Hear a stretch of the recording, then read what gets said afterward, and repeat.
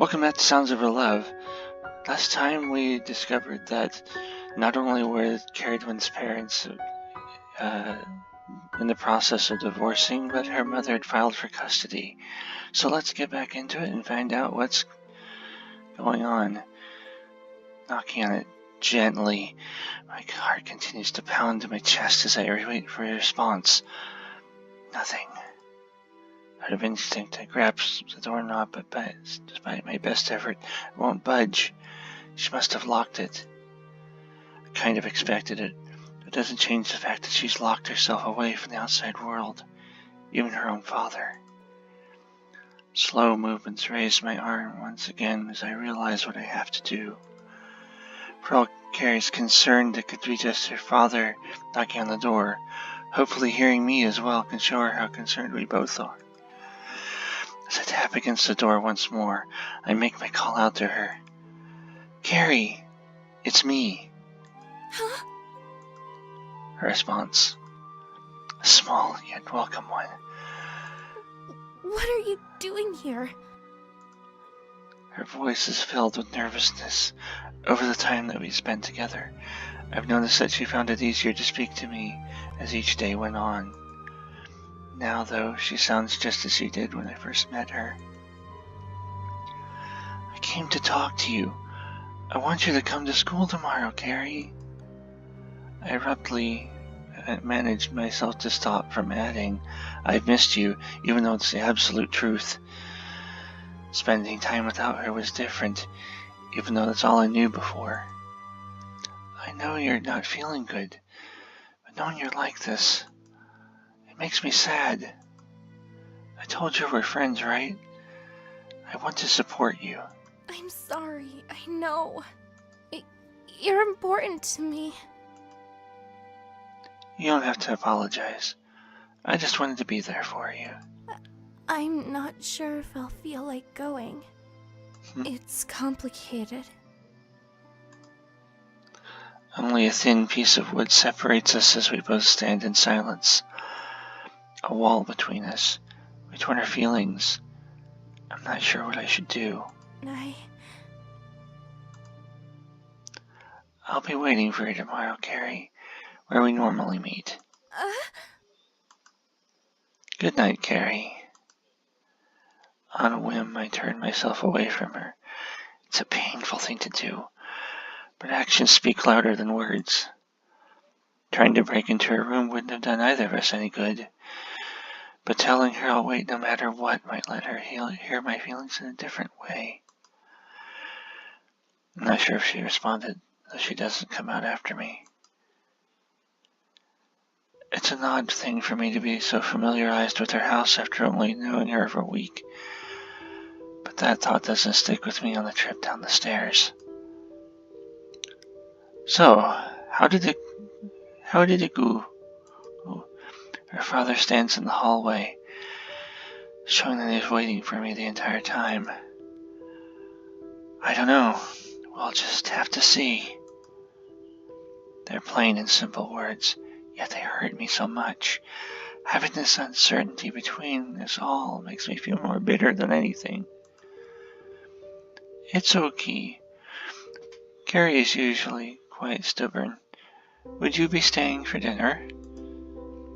I know a meal with a 37-year-old Welsh guy isn't exactly on everyone's bucket list, but it would be impolite for me not to offer. Thank you, but my parents had brought back something for the family just as I was leaving. She'll be quite reckless when I get back. It's alright. Hope you enjoy your evening, Paul. Thank you for speaking to her. It's okay. Something I wanted to do. I'll be off then. Goodbye.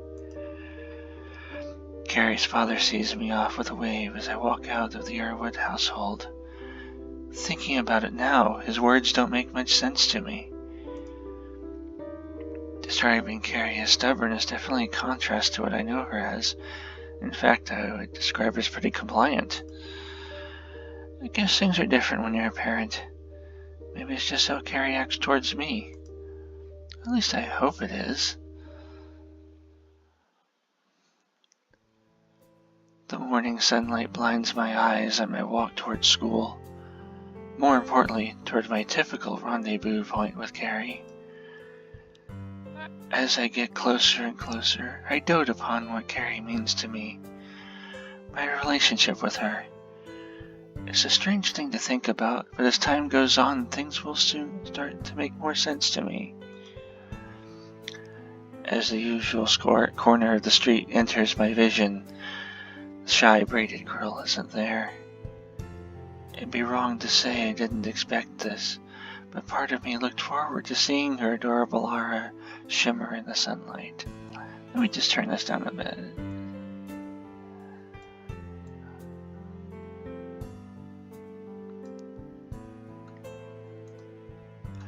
Looking at my watch, it's still a bit early. Even if it was late, I would still wait for her. Being late to school doesn't concern me now. Cars pass by me one after another as the neighborhood starts to get into motion. Everyone on their way to work or to drop their kids off at school. It's the usual sort of thing for a weekday. Having mine be different yesterday really showed me how much I enjoyed the mornings before going to school to be able to see her. Every day of my life before had been absent of her, but meeting her really showed me how much of a wonderful person she really is.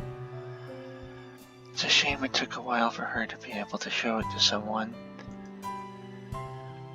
The clock continues to circle around and around my watch, similar to the thoughts in my mind. Constantly moving, but never really going anywhere. 7:35 soon passes without any sign of Carrie.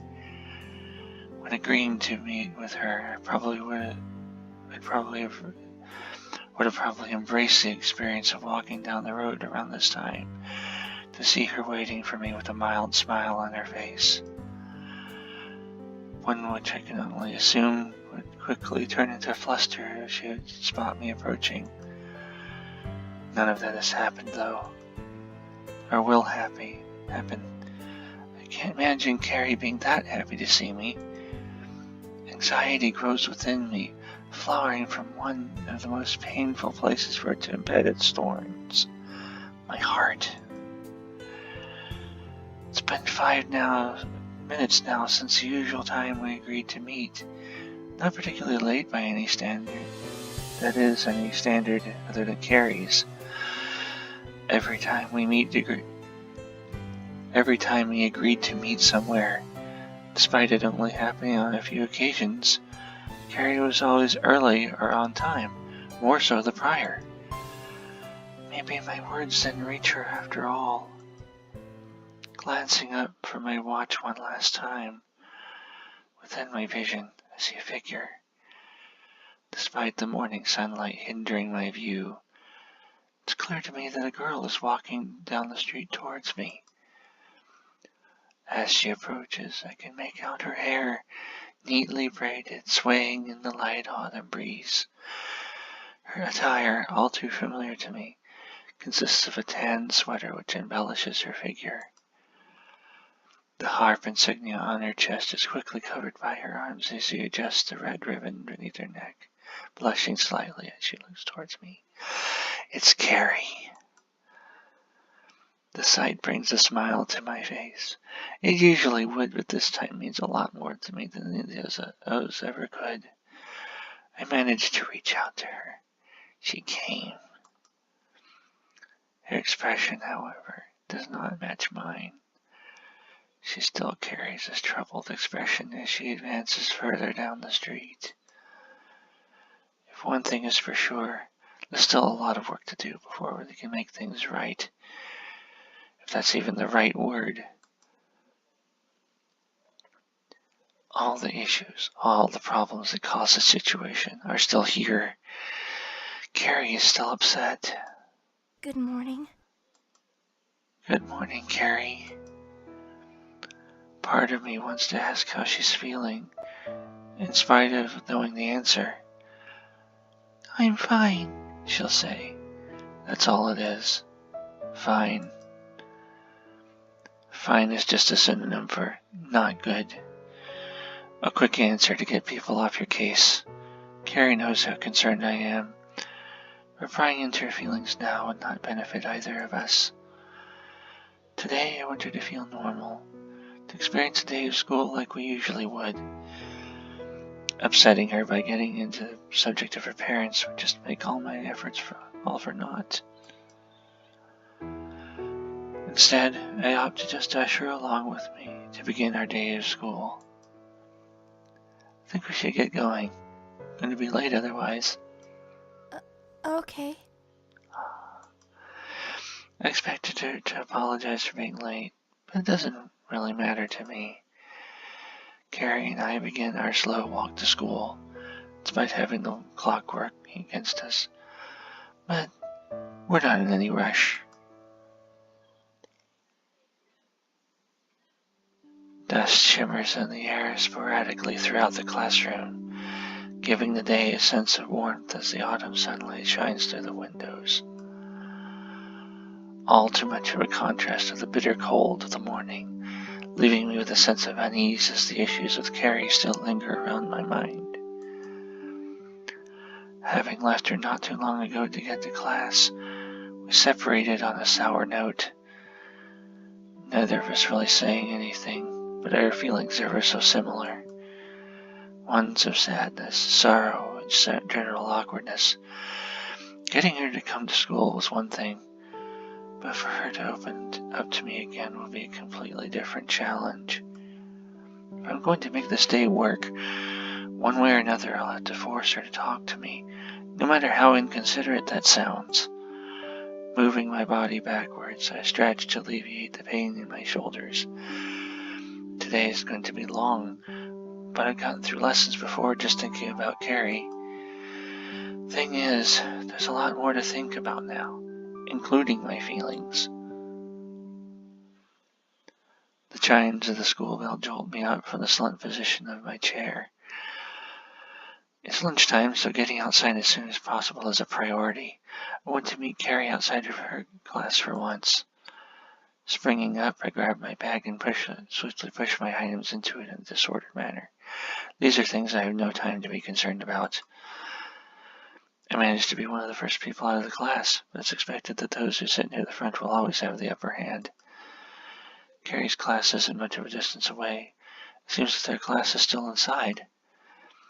Everyone in our year group is on the same corridor, so it's unsurprising to find myself joining the usual crowds who wait outside the other classes for their friends to come out. One by one, people flock out of the classroom. The entire event is quite a scene. It's already been 5 minutes since the lunch bell rang. Just how important was her lesson?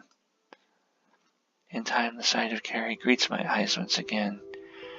She still holds the same expressionless appearance she's had since this morning.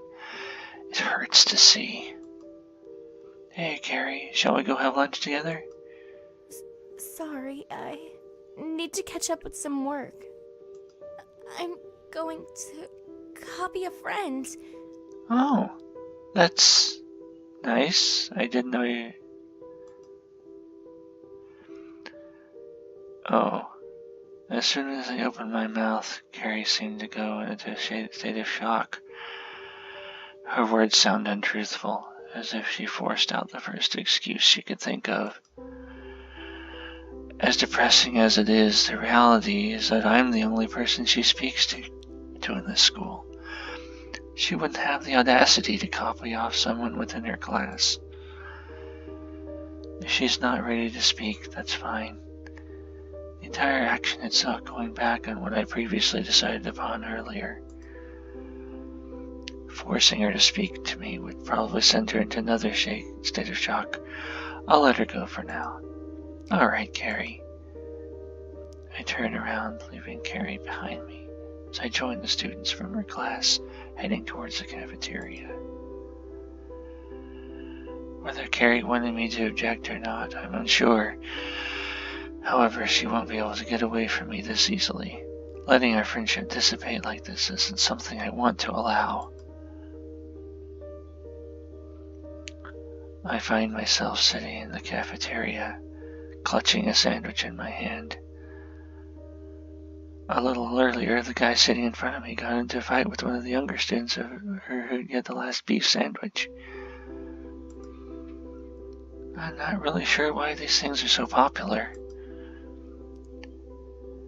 You enjoying that sandwich? You better be. I was wounded pretty bad back there. It didn't even touch you. Can't you just let me pretend for a minute? School is pretty boring, man. To be honest, he is right. Having to sit here without Carrie is quite agonizing. The stressful experience, putting my entire state of mind into a flurry. Even though yesterday I sat alone in class, being here with this guy isn't much better at all. Are you listening, mate? Sorry, can you repeat yourself? I was saying, what if they introduced lamb into the school sandwiches? Nice place, sheep and Wiles, ain't they? Wouldn't know, never been. Not even Welsh. Never mind, man, it's just a thought, you know. Seems this guy's pretty invested in sandwiches. The bell rings to signal the end of lunch, causing me to feel even more depressed as I know I have to face afternoon lessons. Whilst listening to the mundane talk of my classmate, I decided to try again with Carrie. The idea is to walk her home, pretty bold in itself, but I know for a fact she's not going to be compliant. Dragging her out by hand is one option, though the action is really dodgy and disrespectful to her. In a way, it might show her how much effort I'll put into being there to support her. What could go wrong? Never say that in a work of fiction.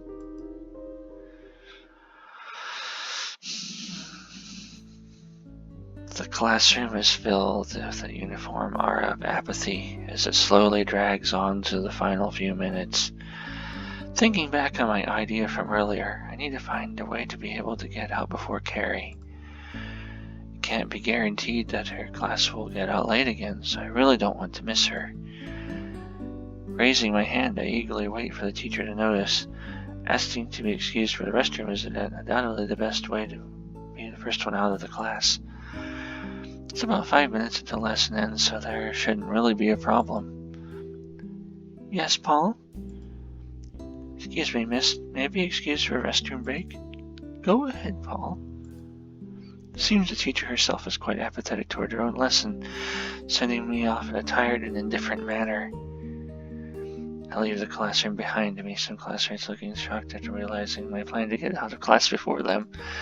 Turning down the corridor, I walk slowly toward Carrie's classroom. This time she's not getting away so easily. The bell rings to officially end everyone's school day. I've been waiting for her for a few minutes, so in order to use up some time, I bought myself a drink. As people begin to walk down the corridor, I toss my can in the bin and continue to wait for Carrie's class to come through the doors.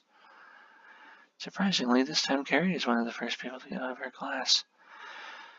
Perhaps she wanted to prevent a repetition of the events of lunch, getting out early so she could avoid me.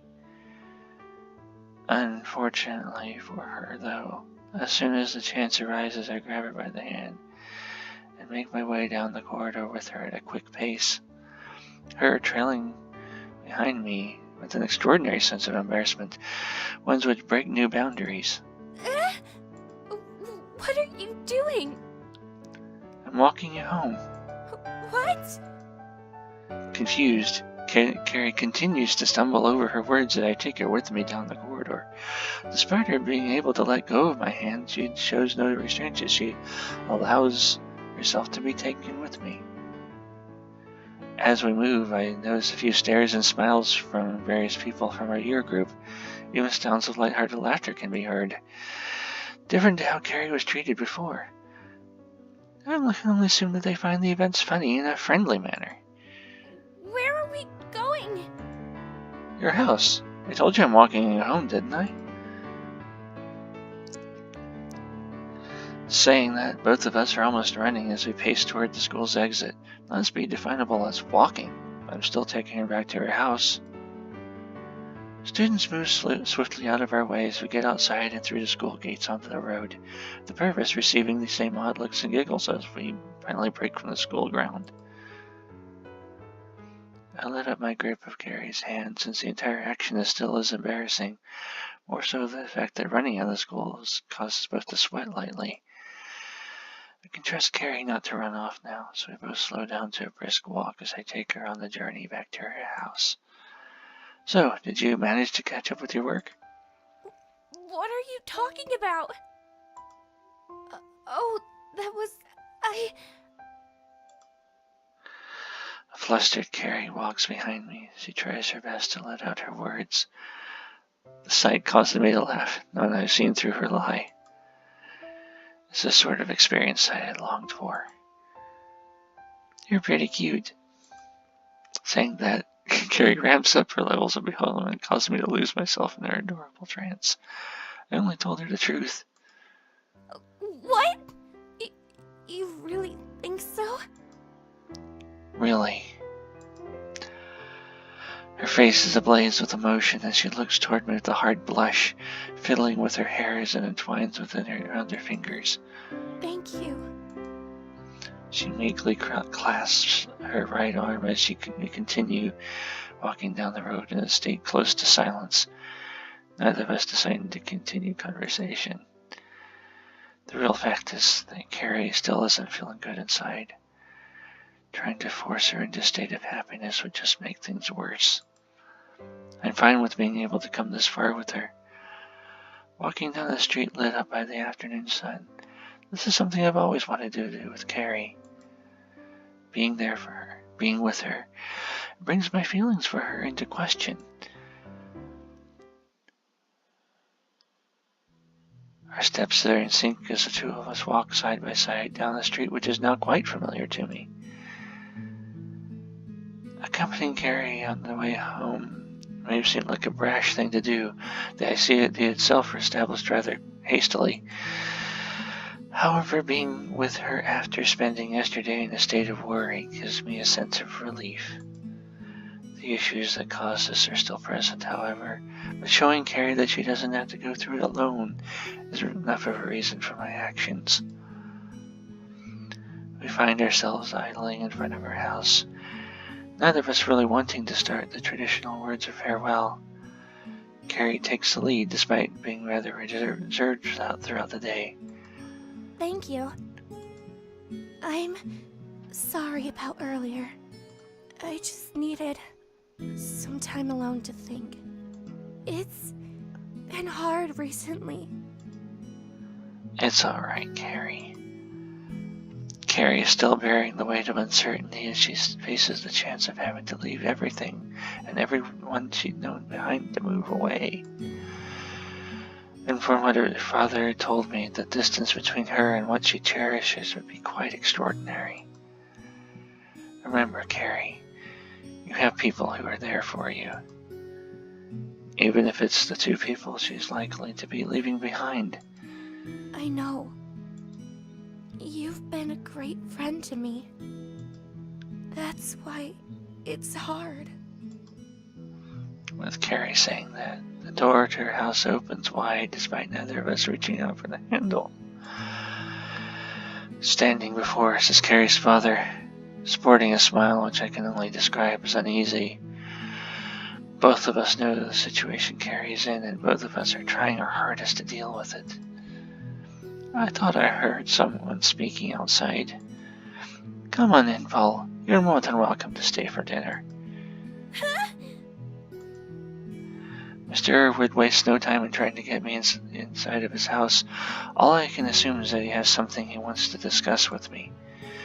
I can do more than guess what it is he wants to talk about. Startled response coming straight from her. Carrie, still somewhat shocked at her father's invitation, idles behind me as I step forward into her house. Are you coming inside, Carrie? Yes! It's strange that a man has to ask his own daughter if she's going to enter their own house. That's not something I wouldn't expect happening with Carrie. Her actions are quite adorable. Spelling that train of thought, I divert my attention back to reality, knowing that there's still a large uncertainty that hangs over us. As Mr. Irwood and I walk further through the hall, Carrie stands behind us and speaks out to us. I need to put some things away upstairs. I'll come back down in a minute. If you don't, I'm gonna come back up after you. Rushing up quickly up the stairs, Carrie leaves her father and I alone in the hallway. Well, the two of us can still go through to the dining room. You want a beer? I know you're below the Japanese drinking age, but the laws are different in my house. Yeah, sure, why not? Willingly accepting his offer, the two of us walk into the dining room, both of us knowing what's on the other's mind. Oh, by the way, that would ruin any chances of this becoming an anime. Or at least that scene. Sitting down, both of us are reluctant to start the conversation. Carrie could come down at any minute. It wouldn't be pretty for her to hear us talking about her behind her back. Still, the thought is something I'll have to neglect. Avoiding this conversation isn't what I'd want to do. So, has she been any better? She's still pretty upset.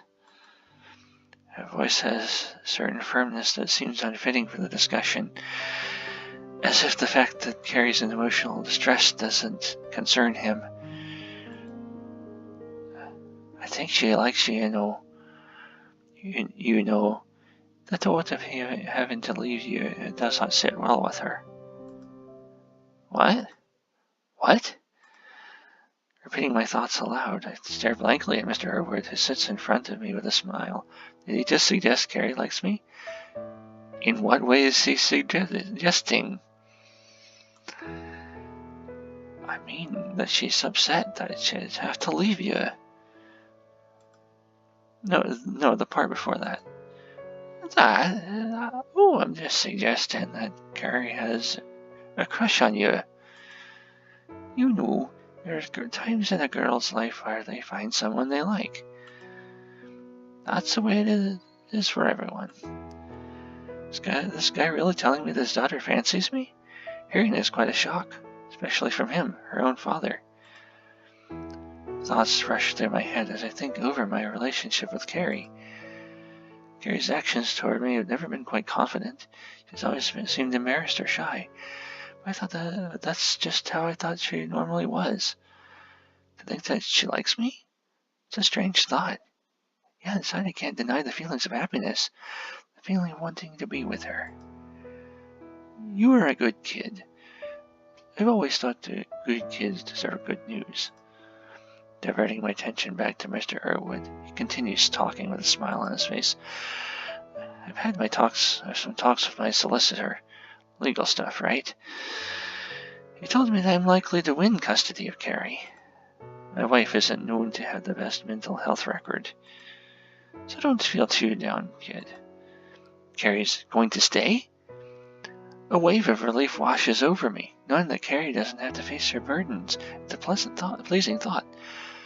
You know, I kind of thought that. I mean, she's got a father she already is good with, and she seems to despise her mother. And she's got a good friend. Oh, and she definitely helps that it looks like she's pretty well taken care of in this house. Even more so that I know how Carrie feels about me. I can't even describe what either of us would be feeling if we were separated. Have you told her yet? Not yet. I guess he wants to make sure. Let's see, I wanted to wait until the time was right. What does he mean? I think that telling her to be one of the first things he'd do. Well, maybe not until it's absolutely certain. Maybe he doesn't want to get her hopes up only to have them dashed. For days, Carrie's been awash in agony, finding herself disillusioned in reality as she faces having her life torn apart by an uncontrollable force. It's odd. Can I ask you for a favor? What? Take my daughter out on a date. Whoa! What? As if what is the only thing I can get out around this guy? Do you feel so full of surprises? What's even more surprising is that Carrie's still taking her time with putting her stuff away. Me and her father have been talking about her for quite a while. Her father's just asked me to go on a date with her, yet she's conveniently upstairs, completely unaware of what's going on. Why are you so adamant about me and Carrie? I reveal my thoughts to him. In no way do I not want to go out with Carrie. It's just strange their father is pushing us together. First he tells me she likes me, now she's trying to get me to take her out. My father's supposed to be reluctant to let a guy date their daughter? Especially when they've only known each other for less than 2 weeks. It's just, Carrie's never had many friends. To know that she's managed to make one that she even likes. I don't want her to miss the opportunity. And hey, you're not a bad kid. I have no objections to you dating her.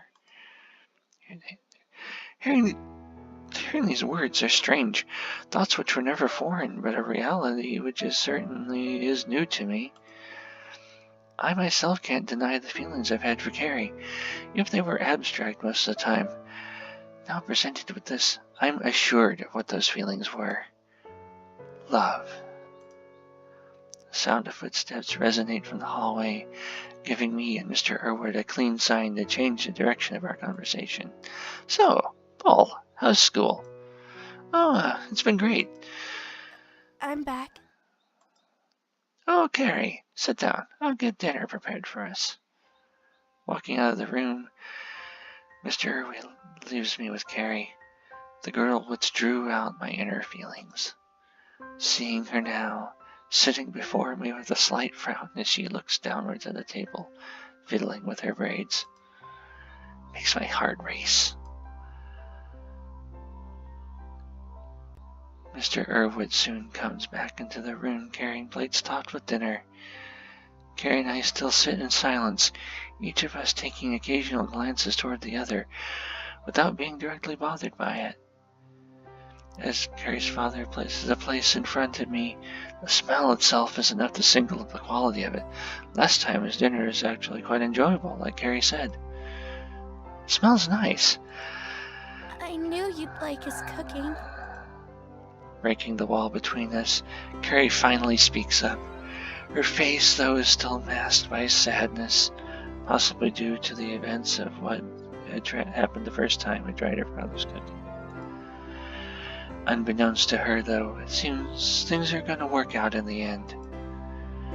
Mr. Irwood sits at his own seat, and the three of us tuck into our meals, in between conversation at least. So, who did you two meet anyway? I don't think you ever told me, Carrie. Carrie's face is lit by embarrassment, both of us recalling the events of that day. It's funny now to think that a chance event could bring us so close to each other. I glance at Carrie, signing to her that she can explain everything to her father. It's a cruel thing to do considering her timidity, but watching her explain it is going to be cute. Well, I dropped my bag on the way to school. No? My library card was left Oh, behind, yeah. And he gave it back to me. Really? That's an odd way to meet someone. Mr. Irwood laughs as Carrie's face increasingly reddens. There are, of course, more details to it than that. If I hadn't decided to walk up to her in the cafeteria, then none of this would have happened. Carrie's face still seems sorrowful, making her remember how we met when she still thinks we might be leaving each other. Why hasn't he told her yet?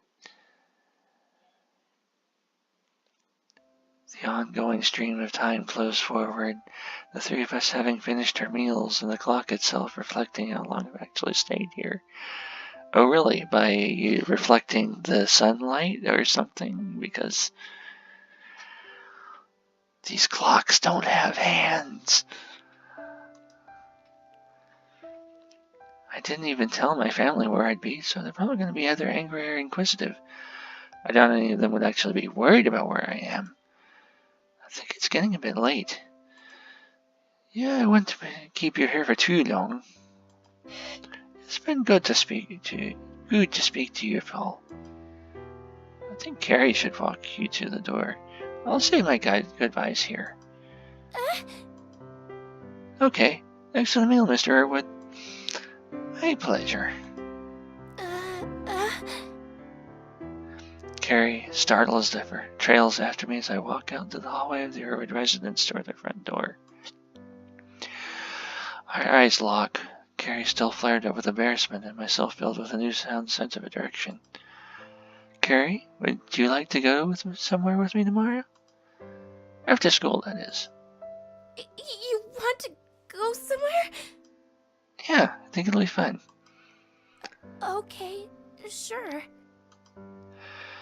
Carrie still seems rather embarrassed. It's only a few days ago that she herself invited me to town. Despite not calling it a date, I still find myself attaching a connotation to this upcoming trip with her. I don't plan on missing any opportunities with it. Anyway, I think I should get going. See you at school tomorrow, Carrie. I try to make a swift exit, despite wanting to spend as much time with her as I can, standing here with my heart pounding and my chest descending, my mind into a frenzy. See you tomorrow. Stepping outside, I turn back to Carrie and give her a smile, one which thankfully she returns. Knowing that there's a future for us somewhere, it makes me feel content. Carrie slowly shuts the door behind me as if trying to savor our time together. Things for us have been quick, sure. Tomorrow I plan on changing the course of things for both of us. To finally be there for Carrie, even if she is no longer constrained by the burden of depression.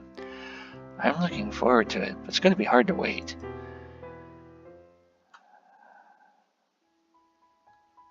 Okay. We're going to end this on a hopefully continually happy note. And I will see you in the next episode.